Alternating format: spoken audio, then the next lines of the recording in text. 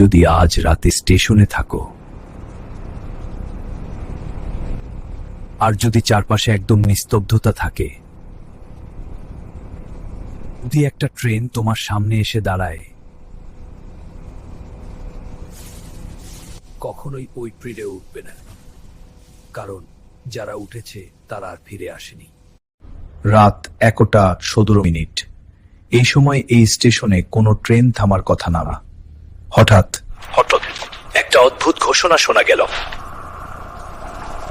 Platform number 1-এ train প্রবেশ করছে। কিন্তু কোনো ট্রেন তো দেখা যাচ্ছে না। হঠাৎ কুয়াশার ভেতর থেকে একটা ট্রেন দেখা গেল, আর তারপর নিজে থেকেই দরজাটা খুলে গেল। তারপর ভেতর থেকে কিছু একটা নড়তে শুরু করলো। একজন লোক ধীরে ধীরে দরজার সামনে এসে দাঁড়ালো। লোকটা শুধু একটাই কথা বলল, চলবে।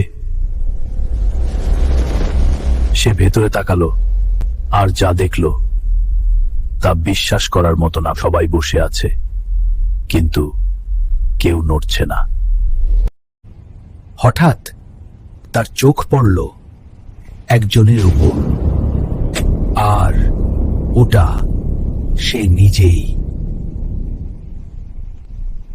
সে উঠল আর এগিয়ে আসছে। ওর চোখ লাল হয়ে উঠল, এটাই শেষে। আর তারপর সবকিছু অন্ধকারে ঢেকে গেল, কিছুই দেখা গেল না।